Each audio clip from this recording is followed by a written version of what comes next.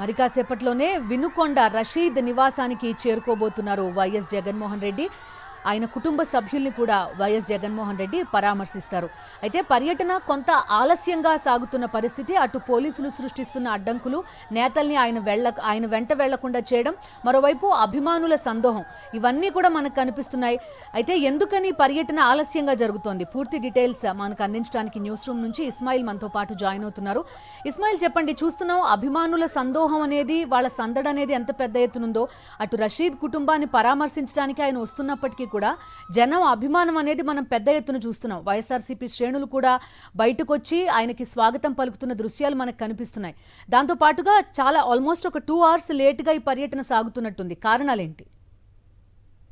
జగన్మోహన్ రెడ్డి ఈరోజు ఉదయం 10 గంటలకు బయలుదేరిన తర్వాత అందరూ ఎక్స్పెక్ట్ చేసింది 12 నుంచి 12:30 గంటల సమయం, లేదంటే 1 గంట సమయం వరకు జగన్మోహన్ రెడ్డి చేరుకుంటారు అనేటువంటిది, ఎక్కడికైతే రషీద్ కుటుంబం దగ్గర చేరుకుని ఆయన పరామర్శిస్తారని. కానీ మనం ఇప్పుడు సమయం చూడొచ్చు, 5 గంటలు సమయం కావస్తోంది. దాదాపు 4-5 గంటలుగా మనం చూసుకుంటే చిలకలూరుపేటలో కావచ్చు, లేకుంటే మనం నరసరావుపేటలో కావచ్చు, ప్రతి చోట కూడా భారీ ఎత్తున జనం బయటికి వచ్చి జగన్మోహన్ రెడ్డి వస్తున్నాడు, ఒక ఆశ, అంటే ఒక ధైర్యం అనేటువంటిది ఈరోజు జనాల్లో మనకు కనిపిస్తుంది. ప్రతి ఒక్కరు కూడా వచ్చి ఆయనను కలవాలి, జగన్మోహన్ రెడ్డికి మేము మీతో ఉన్నాం, మీరు మాతో ఉన్నారు అనేటువంటి ఒక సంఘీభావం పలకాలనేటువంటిది ఈరోజు ఉదయం నుంచి మనకు కనిపిస్తుంది.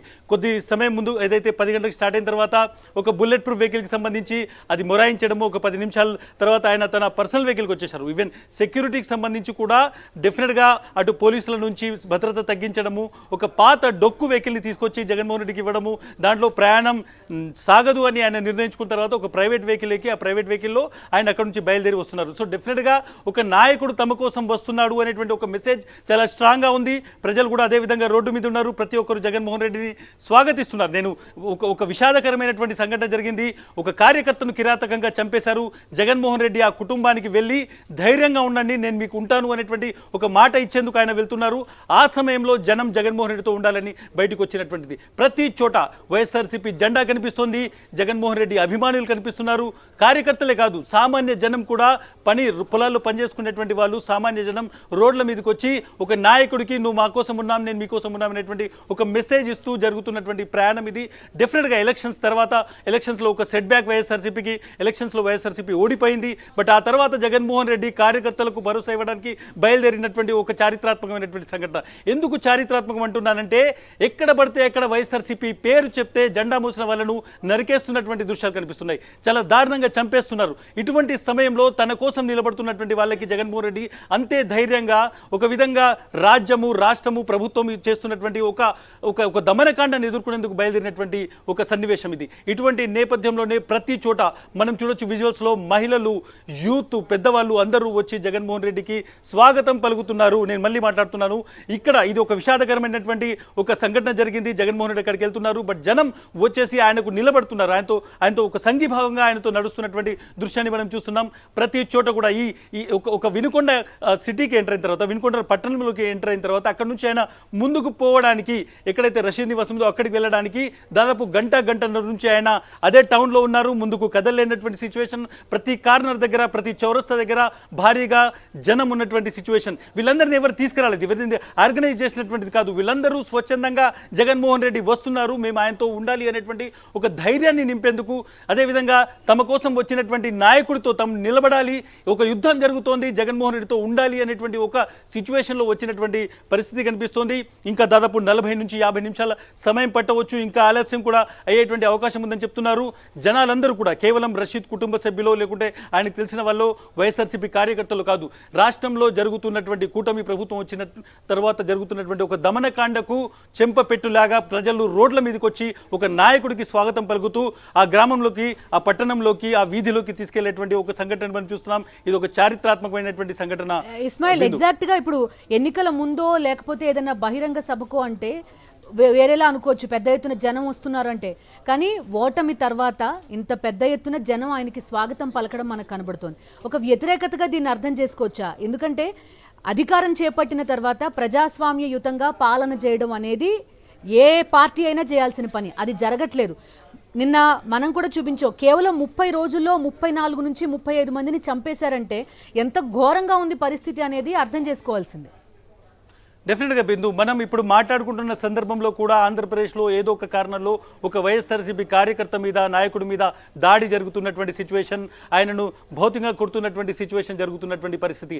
3,000కు పైగా మంది ఎవరైతే ఉన్నారో, 3 కుటుంబాలు ఏవైతే ఉన్నాయో అవి ఆంధ్రప్రదేశ్ను వదిలి వెళ్ళిపోయినటువంటి ఒక దారుణమైనటువంటి సంఘటనలు మనం కొద్ది రోజుల నుంచి చూస్తున్నాం. అది మాచర్ల కావచ్చు, అది గుర్జాల కావచ్చు, అది వినుకొండ కావచ్చు, అది కర్నూలు కావచ్చు, అనంతపురం కావచ్చు, ప్రతి జిల్లాలో శ్రీకాకుళం నుంచి మొదలు పెడితే చిత్తూరు వరకు, ఈవెన్ చిత్తూరులో నిన్న జరిగినటువంటి సంఘటనలు కూడా చూస్తే ఒక ఎంపీని, అదేవిధంగా ఒక మాజీ ఎంపీని, ఒక దళిత నాయకుడు ఉన్నటువంటి వాళ్ళ ఇంటి మీద దాడి చేసి వాళ్ళను పూర్తిగా వాళ్ళ వాహనాలు ధ్వంసం చేసి, వాళ్ళ ఫర్నిచర్ ధ్వంసం చేసి, వాళ్ళ మీదే హత్యాయత్నం కేసు పెట్టినటువంటి ఒక ప్రభుత్వాన్ని మనం ఆంధ్రప్రదేశ్లో చూస్తున్నాం. జగన్మోహన్ రెడ్డి ఈరోజు హుటాహుటిన, నిన్న ఆయన వచ్చారు బెంగళూరు నుంచి, ఈరోజు హుటాహుటిన ఆయన వెళ్తున్నారు. ఒక కార్యకర్తను కిరాతకంగా నరికినటువంటి వీడియో చూస్తున్నాం. ఆంధ్రప్రదేశ్ మాత్రమే కాదు, దేశవ్యాప్తంగా దీని మీద చర్చ జరుగుతోంది. లా అండ్ ఆర్డర్ ఎట్లా ఉందనేటువంటిది అర్థమవుతోంది. ఈరోజు ఉదయం జగన్మోహన్ రెడ్డి బయలుదేరిన తర్వాత జనాలు బయటికి ఇంత పెద్ద ఎత్తున రావడానికి ప్రధానమైనటువంటి కారణం రాష్ట్రంలో జరుగుతున్నటువంటి ఒక దమనకాండకు, ఒక కుట్రపూరితమైనటువంటి పరిపాలనకు, ఒక ద్వేషపూరితమైనటువంటి పరిపాలనకు జనాలు ఏ విధంగా విసిగిపోయారు ఈ నెల రోజుల్లోనే, 45 రోజుల్లో అనేటువంటి ఒక మెసేజ్ ఇవ్వడం ఇది. జగన్మోహన్ రెడ్డితో వాళ్ళు నిలబడుతున్నారు. ఈరోజు జగన్మోహన్ రెడ్డి పెద్ద ర్యాలీగానో, లేకుంటే తన కార్యకర్తలతోనో, లేకుంటే ఒక పెద్ద నాయకులతోనో తీసుకెళ్లేటువంటి ఒక ప్రోగ్రాం కాదు. ఆయన సింగిల్గా బయలుదేరారు. ఒక 2-3 వెహికల్స్లో 2-3 గుంటూరుకు సంబంధించిన నాయకులు మాత్రమే ఉన్నారు. కానీ ఆయన ఉదయం 10 గంటలకు బయలుదేరిన తర్వాత, ఆయన తాడేపల్లి నుంచి బయటలేని తర్వాత, ఆయన చిలకలూరిపేట చేరుకునేసరికి, నరసరావుపేట చేరుకునేసరికి భారీగా కార్యకర్తలు, జనాలు ఆయనతో కలిసి నలుస్తున్నారు. ఒక విధంగా చెప్పాలంటే ఒక నాయకుడికి ఒక ధైర్యంగా అడుగు వేస్తే ఏ విధంగా అతనితో పాటు జనం కదులుతారనేటువంటి దానికి ఈరోజు జరుగుతున్నటువంటి ఏదైతే ఈ జగన్మోహన్ రెడ్డికి సంబంధించినటువంటి యాత్ర ఉందో, లేకుంటే ఆయన ప్రయాణం ఉందో, ఆయన గమ్యస్థానికి చేరేటువంటి ఒక మార్గం ఉందో, అది ఈరోజు ఒక సాక్షిభూతంగా నిలుస్తుంది. బట్ డెఫినెట్గా మనం ప్రభుత్వం చేస్తున్నటువంటి ఒక దమనకాండం చూడాలి. ఈరోజు జగన్మోహన్ రెడ్డి ఆ కుటుంబాన్ని పరామర్శించడానికి వెళ్తున్నారు అనగానే ఆయన సెక్యూరిటీని తగ్గించేశారు. ఆయనకు సంబంధించినటువంటి ఆక్టోపస్ని, ఏపీఎస్పీకి సంబంధించినటువంటి పోలీసులని ఆయన ఇంటి దగ్గర నుంచి, క్యాంప్ ఆఫీస్ నుంచి తీసేశారు. మెటల్ డిటెక్టర్లు ఏవైతే ఉన్నాయో వాళ్ళ ఇంటి దగ్గర తీసేశారు. ఒక పాత డొక్కు వెహికల్ని వెతికి మరీ విజయనగరం నుంచి అర్ధరాత్రి తీసుకొచ్చారు. దాంట్లో ప్రయాణం జరగదు అని నిర్ణయించుకున్న తర్వాత సెక్యూరిటీని, భద్రతను కూడా పక్కన పెట్టినటువంటి జగన్మోహన్ రెడ్డి తన ఒక ప్రైవేట్ వెహికల్, అది లేలపిరెడ్డికి సంబంధించినటువంటి వెహికల్ చెప్తున్నా, అందులో ఒక ప్రైవేట్ వెహికల్ ఎక్కేశారు, అందులోనే ప్రయాణం కొనసాగిస్తున్నారు. కానీ ఈ మొత్తం ఈరోజు మార్నింగ్ నుంచి జరుగుతున్నటువంటి డెవలప్మెంట్లలో కీలకమైనటువంటిది జగన్మోహన్ రెడ్డితో జనం నడుస్తున్నటువంటి తీరు, జగన్మోహన్ రెడ్డితో జనం కదులుతున్నటువంటి తీరు. ఆయనకు అభివాదం చేస్తూ మేము మీతోనున్నామని వైఎస్ఆర్సీపీ జెండాను ఎత్తుగా పట్టుకొని, జెండాతో పాటు జగన్మోహన్ రెడ్డితో కదులుతున్నటువంటి తీరు మనం చూస్తున్నాం. ఇంకా టైం పడుతుంది. ఆయన ఆ కుటుంబ సభ్యులు మాట్లాడినటువంటి దృశ్యాలు మనం చూస్తున్నాం.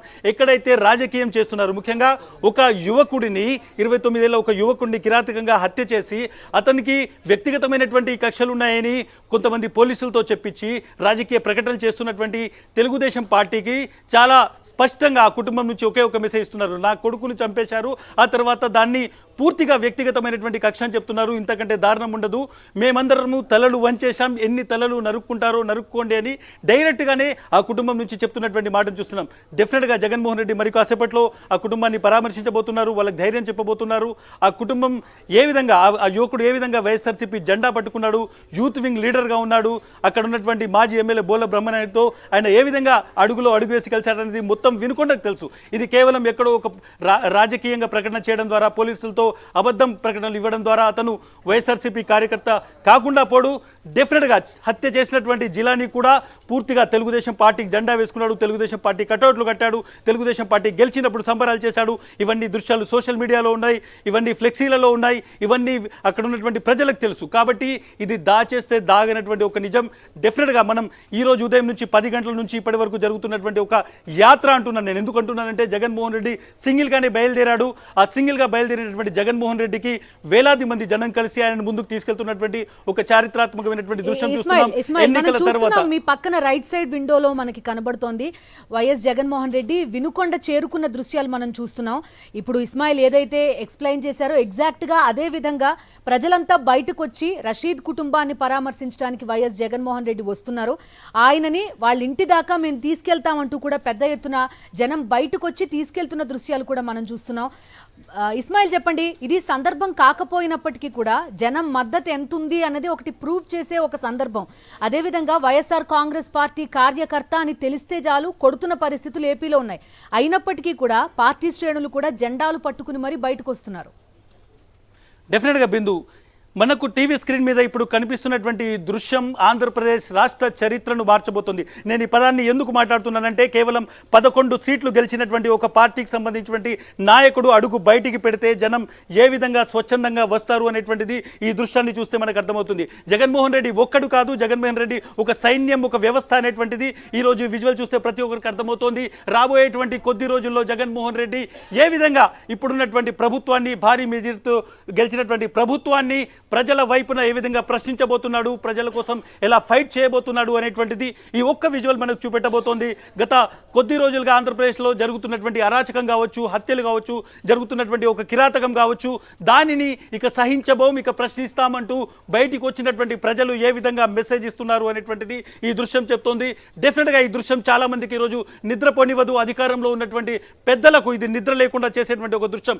చాలా మంది ఎమ్మెల్యేలుగా గెలిచినటువంటి వాళ్ళు, మంత్రులైన వాళ్ళు బ్యానర్లు కట్టి డబ్బులు పెట్టి కార్యకర్తలను, నాయకులను తీసుకొచ్చినా ఈ జనం ఎప్పుడు రాలేదు. జగన్మోహన్ రెడ్డి ఈరోజు ఒక్క బ్యానర్ కూడా కట్టలేదు, ఒక ఫ్లెక్సీ కూడా పెట్టలేదు, ఒక ప్రకటన కూడా చేయలేదు, ఒక పిలుపు కూడా ఇవ్వలేదు. ఆయన కేవలం ఈరోజు అడుగు పెట్టి నేను ఒక్కడినైనా వెళతాను, వాళ్ళను పరామర్శిస్తాను అనేటువంటి మాట చెప్పి మౌనంగా బయలుదేరాడు.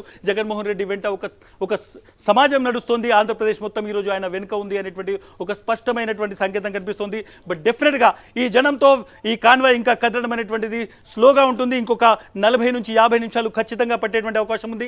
దాదాపు గంటన్నర నుంచి వినుకొండలోనే ఉన్నారు. గంటన్నర నుంచి అదే పట్టణంలో ఆయన ఒక్కొక్కరిని కలుస్తూ జనాలు ఆయనను తీసుకెళ్తున్నటువంటి దృశ్యం చూస్తున్నాం. జగన్మోహన్ రెడ్డి తాను పరామర్శించడానికి బయలుదేరాడు, కానీ ఇప్పుడు జనం జగన్మోహన్ రెడ్డిని తీసుకెళ్తున్నారు. సో జగన్మోహన్ రెడ్డి ఎప్పటికీ జనం మనిషే. ఆయన జనంలోకి 2009లోనే పూర్తిగా వచ్చేశారు. 2009లో వైఎస్ఆర్ మరణం తర్వాత ఆయన జనం మధ్యలోనే ఉన్నారు. ఆయన రాజకీయ జీవితాన్ని, ఆయన రాజకీయ ప్రయాణాన్ని జనమే డిసైడ్ చేస్తున్నారు. ఇప్పుడు కూడా ఆయన జనం మధ్యలోనే కనిపిస్తున్నారు. బిందు ఇస్మాయిల్, కార్యకర్తల్లో ఒక భరోసా నింపడం అనేది ప్రధానమైన ధ్యేయంగా ఆయన వినుకొండకు వెళ్తున్న పరిస్థితి. రాష్ట్ర వ్యాప్తంగా కూడా దాడులు జరుగుతున్నాయి, మీరందరూ ధైర్యంగా ఉండండి, నేను మీతో పాటు ఉన్నాను అని చెప్పే ధ్యేయం కోసం ఆయన వినుకొండకు బయలుదేరారు, కుటుంబాన్ని పరామర్శించడం కోసం. సో ఇక్కడ మనకు ఒక రివర్స్ యాక్షన్ కూడా మనకు కనిపిస్తోంది. ఎందుకంటే మీరు మా కోసం ఉన్నారు, మేమంతా కూడా మీతోనే ఇప్పటికీ కూడా ఉన్నాం, ఎప్పటికీ ఉంటామనే ఒక సంకేతాన్ని అక్కడ ఇస్తున్న పరిస్థితులు కూడా చూస్తున్నాం.